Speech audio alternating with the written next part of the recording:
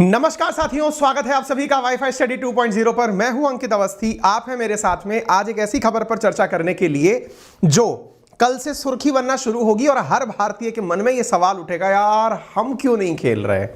क्यों? क्योंकि आपके लिए दुनिया भर का मीडिया इस खबर को कहीं ना कहीं किसी ना किसी माध्यम में प्रकाशित करेगा। शुरू होने जा रहा है खेलों में सिरमौर, यानी कि जिसके लिए पूरी दुनिया के फैंस, चाहे वो खेलते हो देश या ना खेलते हो, लेकिन उसे देखने के लिए उत्साहित रहते हैं। That is FIFA world cup 2022 आयोजित होने जा रहा है कतर की राजधानी दोहा में। मेजर गेम्स इसके आयोजित किए जाएंगे। कल यानी 20 नवंबर 2022 से शुरू होकर 18 दिसंबर 2022 तक इस गेम का आयोजन किया जाएगा। इस गेम में, जिसमें एक महीने से भी कम का समय लगने वाला है, लगभग 3,500 करोड़ रुपए की प्राइज मनी वितरित की जाएगी। लगभग 3,500 करोड़ रुपए की प्राइज मनी वितरित की जाएगी। प्रथम विजेता को लगभग 350 करोड़ रुपए की प्राइज मनी दी जाएगी। लगभग 32 टीमें इसके अंदर खेल रही हैं और जिस देश में यह गेम खेला जा रहा है उसकी कुल आबादी अभी 30 लाख के आसपास है। और चूंकि वहां गेम खेला जा रहा है, इस वजह से उसे भी खेलने का मौका दिया गया है। कौन कौन सी टीम एशिया से पार्टिसिपेट कर रही हैं ये तो आप जानेंगे ही। इसके साथ आप ये भी जानने का आज इस सेशन में फायदा लेंगे कि भारत इस गेम में क्यों नहीं खेल रहा है। आपको ये भी बताएंगे कि ये कितना खास है, क्यों कहा जा रहा है कि यह अब तक का सबसे महंगा वर्ल्ड कप है। कारण इसका बहुत बड़ा है क्योंकि जितनी लागत अब तक के वर्ल्ड कप में लगी है उससे कई गुना अधिक, अनुमानित कहा तो यह जा रहा है कि लगभग $200 बिलियन खर्च करके कतर ने अपने आप को इस गेम के लिए 12 साल में तैयार किया है। आरोप तो यह भी है कि कतर ने इस गेम की मेजबानी, जो कि मात्र 30 लाख लोगों का देश है, उसने इस गेम की मेजबानी के लिए भी वर्ल्ड कप फीफा की टीम को ब्राइब किया था वर्ष 2010 में। इस प्रकार के बहुत से विवादों से घिरा हुआ है कतर, लेकिन दुनिया में प्रति व्यक्ति आय के हिसाब से सबसे अमीर देशों में से एक कतर इस गेम की अब मेजबानी छोड़िए, अब तो खेलने भी आ चुका है और आयोजन कल से शुरू हो जाएगा। तो बहुत सारी चीजें इस गेम के अंदर आपके लिए आज आने वाली हैं। हम सेशन के अंदर आप लोगों से इस बारे में डिस्कशन जरूर करेंगे कि आपको क्या पता होना चाहिए, क्या नहीं पता होना चाहिए। चलिए और ज्यादा जानकारियों में आपको कुछ बातें और भी बताते हैं। प्रमुख बातों में अगर हम आगे निकले तो ना केवल दुनिया के अंदर सबसे महंगा वर्ल्ड कप ये होने जा रहा है, इसके साथ साथ कई सारे विवाद भी इसके अंदर जुड़ चुके हैं। विवादों में जो सबसे बड़ा विवाद बनता जा रहा है वो ये है कि चूंकि यह एक मुस्लिम कंट्री है तो मुस्लिम कंट्री के अपने तौर तरीके और रीति रिवाज हैं और ऐसी स्थिति में खेल के मैदान में बियर का पिया जाना प्रतिबंधित है और महिलाओं के भड़कावे वाले वस्त्र, यानी कि ऐसे वस्त्र जो कि रिवीलिंग हो, उन्हें पहन के जाना भी प्रतिबंधित है। यह जानकारी खुद फीफा ने अपनी वेबसाइट पर डाली है। ऐसी बहुत सी रोचक जानकारियां इस पूरे घटनाक्रम से जुड़ी हैं। फीफा में जैसे जैसे बहुत सारी जानकारियां निकल कर आती रहेंगी, मैं आपको देता रहूंगा, लेकिन इसके साथ साथ कुछ और क्यूरियोसिटी जो आपको क्रिएट कर सकती हैं जानकारियां, उनमें शामिल है कि पाकिस्तान की फौज यहां पर बॉडीगार्ड का काम करेगी जो टीम यहां खेलने आएंगी। यानी टीम के साथ में सिक्योरिटी इस देश के पास ना उपलब्ध होने के कारण दुनिया भर के देशों को बुलाया गया था, जिनमें पाकिस्तान अपनी सेना के 4500 से अधिक जवानों को भेजकर लगभग $2 बिलियन का फायदा कमाने वाला है कतर से। इतना ही नहीं, यहां के प्रधानमंत्री खुद जाकर के इस डील को क्रैक करके आए थे। यह अपने आप में इनके लिए एक बड़ा अचीवमेंट कहा जा रहा है। कतर दुनिया में बहुत मशहूर है अपनी गैस सप्लाई के लिए और ऐसे देश में एक गेम का आयोजन होना जो केवल यह दर्शाता है कि यह दुनिया को अपने लिए आमंत्रित करना चाहता है। यानी जिस प्रकार आज आप गल्फ नेशंस में दुबई घूमने के लिए निकलना चाहते हैं, वैसे ही कतर भी अपने आप को as a tourist destination develop करना चाहता है। यही तो कारण है कि इस खेल के आयोजन से पहले लगभग 12 साल में 100 से अधिक 5 स्टार होटल्स यहां बनाई गई हैं।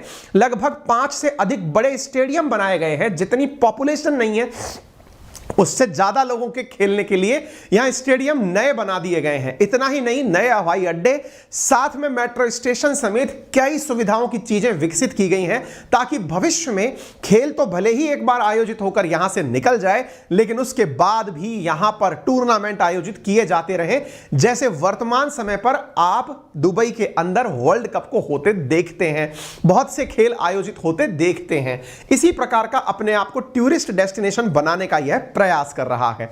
तो देख लीजिए, बहुत सारी बातें आज के सेशन में है, इसीलिए आपसे गुजारिश है कि चूंकि सेशन बहुत रोचक होने वाला है और आपको यह भी पता चलेगा हम क्यों नहीं खेलते हैं, वो भी आपको आज के सेशन में पता चलेगा। इसलिए सभी लोग जल्दी से इसे शेयर कर दो, जहां जहां व्हाट्सएप, टेलीग्राम से फेसबुक जहां कनेक्टेड हैं आप, वहां सभी के साथ इसे शेयर कर दीजिए। आइए बढ़ते हैं आगे।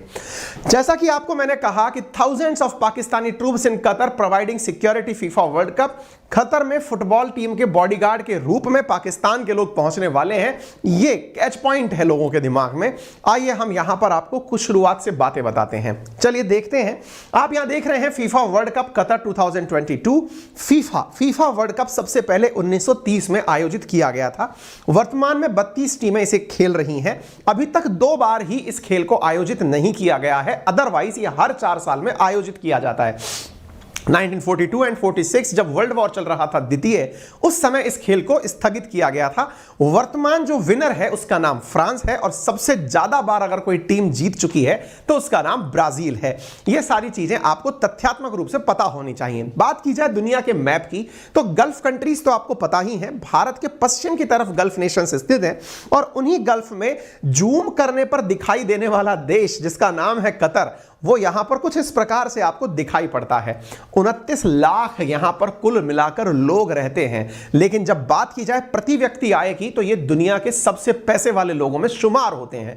कारण साफ है, कारण ये है चारों तरफ गल्फ का पानी है और वहां पानी के नीचे है गैस, और गैस के आपूर्तिकर्ताओं के लिए यह जाना जाता है। तभी तो यहां की राजधानी दोहा में अमेरिका ने तालिबान के साथ बातचीत करके अफगानिस्तान से अपनी एग्जिट ली थी। यानी दुनिया के देश इसे पहचानते हैं। छोटा हुआ तो क्या हुआ, लेकिन दुनिया में पहचान बनाने में जरूर कामयाब हुआ। यहां पर जो कतर के अंदर आयोजित हो रहा टूर्नामेंट है, यह कतर में ही नहीं पूरे गल्फ नेशंस में पहली बार आयोजित किया जा रहा टूर्नामेंट है। यहां पर जो टीम पार्टिसिपेट कर रही हैं उनमें कुल 32 टीमें हैं। बात अगर एशिया की हो तो निश्चित ही आपका क्यूरोसिटी बढ़ता है।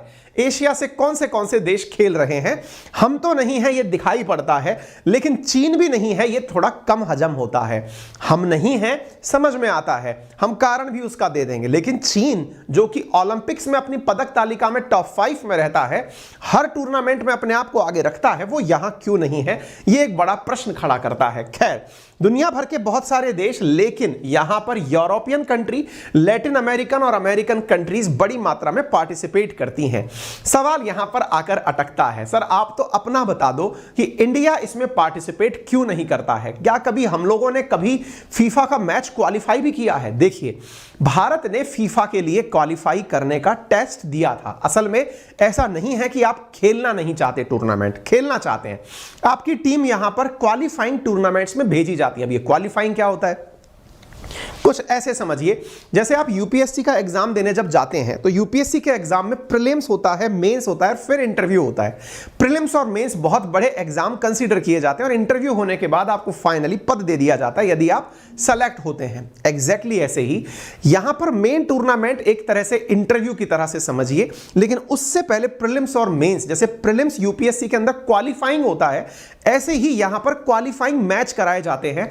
दुनिया के देशों को आमंत्रित किया जाता है फीफा के द्वारा कि आप बताइए कि क्या आप वाकई में मेंस में खेलने लायक हैं। मेंस में मतलब ये जो 32 टीमें हैं उनमें जाने लायक हैं। उस क्वालिफाइंग में जो टीम क्वालिफाई करती है वो आगे जाती है, अदरवाइज उन्हें वर्ल्ड कप से बाहर का रास्ता कर दिया जाता है। भारत के साथ भी यही हुआ, लेकिन ये 1950 से अब तक इंडिया क्वालिफाई नहीं कर पाई है। यह हमारे लिए बड़ा प्रश्न है, हमें इस पर निश्चित ही चिंतन करना होगा। वो बात दूसरी है कि अंडर 17 के लिए हम फीफा से मेजबानी ले रहे हैं। अब एक और प्रश्न बनता है और वो ये है, क्या आज तक कभी हमने क्वालिफाई किया? क्योंकि आपने कहा है 1930 से चला आ रहा टूर्नामेंट है, क्या हमने कभी क्वालिफाई किया? बिल्कुल किया। हम मैच खेलने में पहुंचे थे, 1950 की बात है।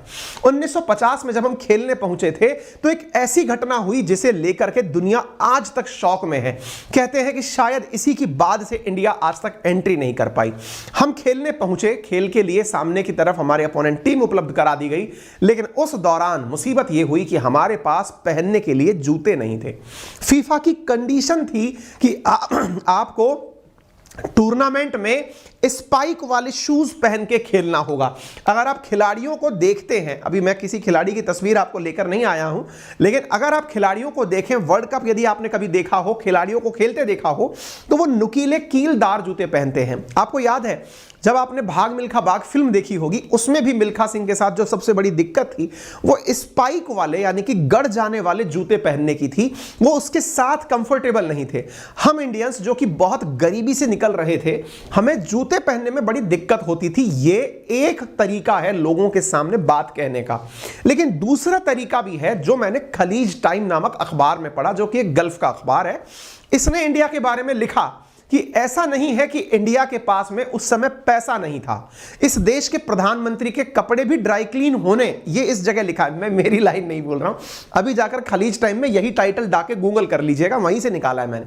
इस अखबार ने लिखा है, जिस देश के प्रधानमंत्री, तत्कालीन प्रधानमंत्री पंडित जवाहरलाल नेहरू जी कहते हैं कि उनके कपड़े ड्राई क्लीन होने विदेश जाया करते थे। ऐसी स्थिति में कोई कैसे कह सकता है कि उनके खिलाड़ियों के पास पहनने के लिए जूते नहीं थे? यह बात किसी को हजम नहीं होती। इसके पीछे इस अखबार में तर्क दिया गया है। तर्क यह है कि यहां के खिलाड़ियों को पहनना, खेलना जो है ना, वो बहुत ही ऑस्पियस ओकेजन लगता था, पवित्र कार्यक्रम लगता था। और पवित्र कार्यक्रम में जूते पहनकर जाना, बोले यहां इंडिया में ऐसा होता है कि किसी दोस्त के घर में भी अगर एंट्री कर रहे हैं तो शूज बाहर निकाल के जाते हैं। इंडिया की यही कल्चर खेल के मैदान पर भी बहुत बार देखी गई है।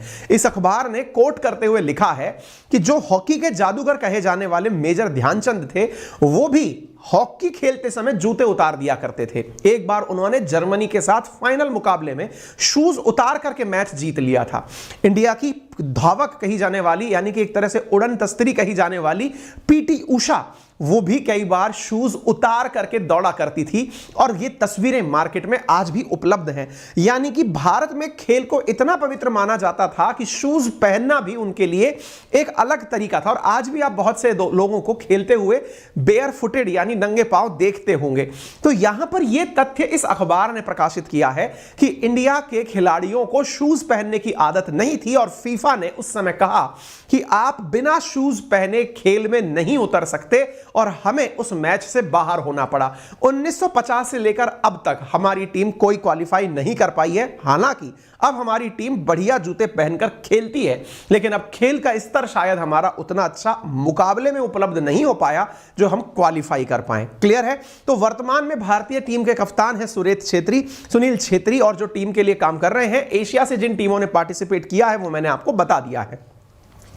भारत की तरफ से क्या कोई इस मैच के इनॉग्रेशन में जा रहा है? जी हां, भारत के वाइस प्रेसिडेंट जगदीप धनखड़ जी फीफा वर्ल्ड कप की इनॉग्रेशन जो सेरेमनी है उसके अंदर पहुंच रहे हैं। 32 देश के टीम यहां पर हिस्सा ले रही हैं और 1 से 50 से ज्यादा देशों के अंदर इस गेम का सीधा प्रसारण होगा। कतर के अंदर होने वाला यह मैच अपने आप में गल्फ कंट्रीज के अंदर होने वाला पहला मैच होगा जो वर्ल्ड कप के हिसाब से किया जा रहा है। यहां पे कुछ और तथ्य भी जान लीजिए, फिर यहां से जुड़े मैं आपको विवाद बताऊंगा। कतर में हो रहे इस टूर्नामेंट को लेकर दुनिया में क्रिटिसिज्म क्यों हो रहा है, क्यों मानव अधिकार से जुड़े हुए संगठन इसका विरोध कर रहे हैं, क्यों खुद जो उस समय यानी 2010 में इनको मेजबानी जिसने दी थी वो फीफा का चेयरमैन इस बात का मलाल कर रहा है कि हमने गलती कर दी इन्हें मेजबानी दे करके। ये सब बातें क्यों आ रही हैं, आइए उस पर चर्चा करते हैं। कुछ जानकारी लेकिन उससे पहले प्राप्त कर लीजिए। 2.9 की पॉपुलेशन मैं बता चुका हूं। यहां पर 99% इनकी पॉपुलेशन ऐसी है जो इनकी राजधानी दोहा में ही रहती है। देखिए, सबसे पहला पॉइंट जो यहां पर क्रिटिसिज्म का आ रहा है वो ये है, फीफा वर्ल्ड कप सामान्यतया जुलाई, अगस्त, सितंबर इन महीनों में होता है। यूरोपियन कंट्रीज मेजरली इसको ऑर्गेनाइज करती हैं। ऐसी स्थिति में दोहा के लिए इसका टाइम बदला गया है और टाइम ले जाकर के नवंबर और दिसंबर का लिया गया है। कारण, कतर में सामान्यतः तापमान 50 डिग्री सेल्सियस से ऊपर हो जाता है। ऐसी स्थिति में 50 डिग्री सेल्सियस के अंदर जो ठंडे देशों से आने वाली टीमें हैं वो खेल नहीं पाती, इसलिए इसका टाइम बदला गया और सर्दियों के समय पर इस गेम का आयोजन किया जा रहा है। पहला कारण जिसकी वजह से टीम को खेलने में अपना शेड्यूल बदलना पड़ रहा है। दूसरा सबसे बड़ा कारण जो निकल रहा है, यहां पर 50 डिग्री सेल्सियस में गेम तो नहीं खेल रहे, लेकिन खेलने के लिए जो इंफ्रास्ट्रक्चर बना, जिसमें 200 बिलियन से ज्यादा पैसा खर्च किया गया, 200 बिलियन डॉलर से ज्यादा, उस खेल के आयोजन करने के लिए जो स्टेडियम बनाए गए, जो इंफ्रास्ट्रक्चर बनाया गया, उस इंफ्रास्ट्रक्चर के अंदर हजारों लोगों की मौत हो चुकी है। बड़ी मात्रा में लगभग 6000 से ज्यादा भारतीय श्रमिक इस पूरे कार्यक्रम के दौरान यानी कि 2010 से 2022 के बीच में मर चुके हैं, ऐसा कई अखबार निकाल चुके हैं जानकारी। इन्होंने अपने द्वारा इस गेम का मस्कट रखा है लईब, जो कि आपसे कई बार पूछा जा सकता है, और हैया जो है वो इस गाने का, यहां का जो मतलब गाना रखा गया है इस गेम का, ये लईब है जो इनका ऑफिशियल मस्कट है, यानी कि इसका एक पहचान बनाया गया है। पाकिस्तान यहां पर 2 बिलियन कतर से पैसे प्राप्त करेगा अपनी फौज को भेज करके, और इसके लिए इन्होंने बकायदा इनके मिनिस्टर्स के साथ पूरा टाई अप किया हुआ था। कुछ इस प्रकार से पाकिस्तानी फोर्सेस ट्रेनिंग ले रही हैं, जो कि खिलाड़ियों को चारों तरफ से प्रोटेक्ट करते हुए बॉडीगार्ड बनकर के चलती हुई दिखाई पड़ रही हैं। इसके लिए अगस्त 23 के अंदर इनके प्रधानमंत्री खुद कतर गए थे और वहां जाकर से इनसे आर्थिक सहायता के रूप में अपनी सेना को किराए पर देकर आए थे। इसके साथ साथ आप यहां पर देख सकते हैं पाकिस्तानी आर्मी जो है वो कतर को सिक्योरिटी प्रोवाइड करेगी, ये जानकारी हमने आपको दे दी है। चलिए इसके अलावा और कौन कौन सी सैनिक ट्रेनिंग दे रहे हैं, तो यूएस आर्म्ड फोर्सेस जो है वो कतर की डिफेंस को ट्रेनिंग दे रहा है। यूके ने भी कहा है कि वो अपनी फोर्सेस को वहां पर इंटेलिजेंस के लिए उपलब्ध कराएगा। फ्रांस ने कहा है कि दंगे फसाद से बचाने के लिए काम करेगा, और टर्की अपनी सेना को भेजेगा। पाकिस्तानी सैनिकों को फीफा ने भी ट्रेनिंग दी है ताकि उन्हें पता रहे कि खिलाड़ियों को कैसे ट्रेन करना है। हालांकि इनकी सेना अपने ही देश में आयोजित हो रहे खेलों में बम धमाके नहीं रोक पाती, लेकिन फिर भी पैसे के लिए कोई कुछ भी करता है। फिलहाल के लिए यहां पर एक बहुत बड़ा क्राइसिस उत्पन्न हुआ है, क्योंकि अमेरिका ने आरोप लगाया था वर्ष 2020 में कि फीफा ने अपने द्वारा इनको मेजबानी देने के लिए, इससे पहले रशिया और इनको मेजबानी देने के लिए रिश्वत ली है। इस बात को हालांकि कतर मना करता रहा कि हमने आज तक किसी को ब्राइब नहीं किया। वर्ल्ड कप की मेजबानी लेने के लिए, क्यों मेजबानी लेने के लिए लोग लड़ाई लड़ते हैं, इस बारे में भी थोड़ी चर्चा कर लेते हैं। कहा जाता है कि जिसे मेजबानी मिलती है उस देश में बड़ी मात्रा में इन्वेस्टमेंट आता है। हालांकि इतना इन्वेस्टमेंट भी नहीं आता कि 200 बिलियन डॉलर खर्च कर दिए और वो पूरा पैसा निकल आए, लेकिन सबसे बड़ी बात यह है कि पूरी दुनिया के 150 देश एक आयोजन मात्र से आपको जानने लग जाते हैं। अदरवाइज दुनिया में बहुत से देश हैं, आपको कभी मौका नहीं मिलता उनके बारे में जानने का और चर्चा करने का। शायद ही हमने अपने सेशंस में कभी कतर के ऊपर इतना बड़ा सेशन बनाया हो। कभी कभार जैसे कुछ दिनों पहले हमारे नेवी के 6 सिपाही वहां पर गिरफ्तार हुए, पूर्व सिपाही जो थे वो वहां पर गिरफ्तार हुए, तब हमने कतर के बारे में थोड़ी चर्चा जरूर की थी। लेकिन कतर सामान्यतया चर्चाओं में नहीं रहता है, लेकिन चर्चाओं में जब आया है तो लोगों की नजर में अब as an destination, tourist destination भी वो दिखने लगेगा। लोग बड़ी मात्रा में वहां घूमने जाएंगे और दुनिया के लिए टूरिज्म एक बहुत बड़ा सोर्स ऑफ इनकम है। यूरोप की कई कंट्रीज तो अब केवल टूरिज्म की वजह से जिंदा हैं, जैसे कि इटली, क्योंकि यहां पर टूरिस्ट को बुला करके बड़ी मात्रा में रेवेन्यू कमाया जाता है। सोर्सेस और भी होते हैं, लेकिन टूरिज्म भी एक बहुत बड़ा सोर्स कंसीडर किया जाता है। ठीक है, तो फिलहाल के लिए यह सबसे ऊपर बात हुई। मैंने जैसा आपसे कहा, अभी रिसेंटली नवंबर 8 2022 की खबर है, ब्लैटर ने कहा कि कतर को वर्ल्ड कप का होस्ट बनाकर हमने गलती कर दी है। ब्लैटर कौन थे? तो ये जो है ना, ये उस समय के, जिस समय प्रेसिडेंट हुआ करते थे फीफा के, उन्होंने इस बात को बोला है। ठीक है, अब बात करते हैं फॉरेन वर्कर्स को लेकर के ह्यूमैनिटेरियन क्राइसिस क्या उत्पन्न हुआ है। एक खबर दिखाते हैं आपको, इस खबर से आपको अंदाजा लग जाएगा कि our dreams never come true, these man helped build Qatar world cup, now they are struggling to survive. ये नवंबर 18 की खबर है। नई न्यूज इस प्रकार से निकलकर आ रही है कि जो श्रमिक हैं, जिन्होंने इतना भव्य कतर बना दिया है कि वहां पर बड़ी मात्रा में लोग आ सकेंगे मैच देखने के लिए, उनकी सुनवाई करने के लिए कोई उपलब्ध नहीं है। एक जानकारी 1 साल पहले गार्जियन ने निकाली थी और उसने कहा था कि 6500 से ज्यादा माइग्रेंट वर्कर यहां पर मर चुके हैं जब से इन्हें वर्ल्ड कप का होस्ट बनाया गया है। वर्ल्ड कप का होस्ट कब बनाया गया था? 2010 में। आप देख सकते हैं 23 फरवरी 2021 की खबर है, 21 तक 6500 से ज्यादा श्रमिक मर चुके थे, और जो मरने वाले श्रमिक थे उनमें अधिकांश श्रमिक इंडिया से, पाकिस्तान से, नेपाल से, बांग्लादेश और श्रीलंका से थे, जो कि जब से इन्हें वर्ल्ड कप का होस्टिंग मिली है तब से यहां पर काम कर रहे हैं। स्टेडियम या फिर बड़ी बड़ी होटल्स या फिर जो अम्यूजमेंट पार्क्स हैं उनका निर्माण कर रहे हैं। हालांकि कतर की सरकार ने इसके बारे में इनकार किया है। उन्होंने कहा है कि हमने ऐसा इनको नहीं मारा, लेकिन जानकारी निकलकर यह आती है कि इतनी ज्यादा हाई टेंपरेचर कंडीशंस में जो श्रमिक काम करने आता है उसके रहने के लिए भी यहां पर प्रॉपर सुविधाएं उत्पन्न नहीं है। नंबर दूसरी दूसरी बात, यहां से इंडिया से या फिर गरीब देशों से जो लोग यहां पर नौकरी करने जाते हैं वो लेबर क्लास में नौकरी करने पहुंच तो जाते हैं, लेकिन वहां जाकर उनका पासपोर्ट जब्त कर लिया जाता है और जो व्यक्ति उन्हें एज ए ठेकेदार लेकर आता है वो इनका बहुत बड़ा कट अपने पास रख लेता है ताकि जब तक ये काम पूरा ना कर दें ये देश छोड़कर ना भाग सकें। ऐसी स्थितियों में श्रमिकों की नौकरी करने वाले लोग अपनी बेहाली पर ही केवल तंग हैं और अपने द्वारा जितनी भी चीजें हैं उनको दुनिया भर में उठा रहे हैं। एमनेस्टी इंटरनेशनल ने कतर की कंपनीज को फोर्स्ड लेबर के लिए 2016 में आरोपित किया था। कहा था कि आप लोग जबरन मजदूरी लोगों से करवा रहे हैं, आप उनका पासपोर्ट जब्त कर ले रहे हैं। आप 2021 की एक रिपोर्ट में देख सकते हैं कि ह्यूमन राइट वॉच ने कहा था कि फॉरेन लेबर्स जो हैं वो punitive and illegal wage reduction से पीड़ित हैं, यानी श्रमिकों को लेकर के यहां पर मानवाधिकार उल्लंघन के मामले काफी निकल कर आए हैं, लेकिन कतर इन सब बातों से इनकार कर रहा है। उनका कहना है कि नहीं, हमने ऐसा कुछ नहीं हुआ है। लोगों का यह डिमांड है कि FIFA should match $450 million world का prize money to fund major compensation programme to abuse migrant workers. यानी कि फीफा ने कहा है कि आप लोगों का डिमांड भी समझ सकते हैं कि जो आपको पैसा मिल रहा है उस पैसे में से आपको माइग्रेंट वर्कर्स के ऊपर $440 मिलियन खर्च करना चाहिए। अब यह कितना हो पाएगा नहीं पता है। इसके साथ साथ यूरोपियन सॉकर एसोसिएशन यानी फुटबॉल एसोसिएशन के प्रेस ने फीफा से कहा है कि माइग्रेंट वर्कर के राइट के लिए वो कतर वर्ल्ड कप से पहले ही इन पर कोई कार्रवाई करे। हालांकि देखने वाली बात यह है कि अभी तक किसी भी प्रकार की फीफा ने कोई कार्रवाई नहीं की है। लगता है कि फीफा भी पैसे के अंदर बह गया है। इस वजह से फीफा के अंदर माइग्रेंट जो है उनको मिलने वाला कंपनसेशन और उनको हुआ अब्यूज काफी ज्यादा सुर्खियों के अंदर है। इसके साथ साथ यहां पर कुछ और भी बचकानी चीजें देखने को मिली। दुनिया भर के अंदर जब भी खेल आयोजित किए जाते हैं तो पहनावे में क्या पहना जाए इसको लेकर के खेल के अंदर संहिता में अगर कोई चीज डाली जाती है तो यह बड़ी अजीबोगरीब चीज है। इसमें कहा गया है कि ऐसे कोई कपड़े आप नहीं पहन सकते जो घुटनों से छोटे हो और कंधे से नीचे उतरते हो। यानी एक प्रकार से यह कहिए कि आप स्लीवलेस टी शर्ट्स और बरमूडे जो कि घुटने से ऊपर के हो इन्हें पहन करके मैच देखने नहीं जा सकते।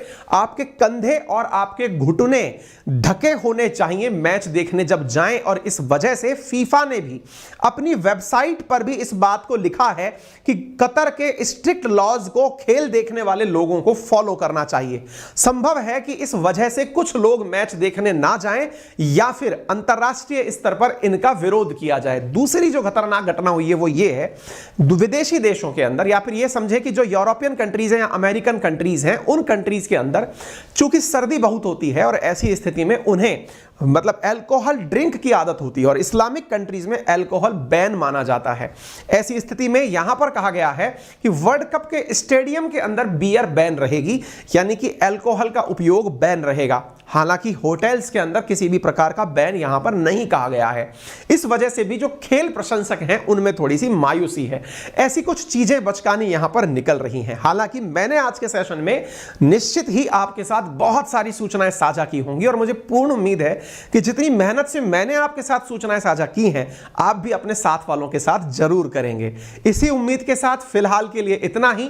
कुछ तस्वीरें और भी हैं जिनमें यह पता चलता है कि F-16 जो है वो पोलैंड की टीम को प्रोटेक्ट करते हुए उड़ रहा है, कहीं उनके ऊपर यूक्रेन ही गोला ना गिरा दे। खैर जोक सपाट, चलिए फिलहाल के लिए इतना ही। अपना ख्याल रखें और अनअकैडमी के किसी भी सब्सक्रिप्शन को आप मेरा रेफरल कोड अंकित10 यूज करके 10% डिस्काउंट के साथ प्राप्त कर सकते हैं।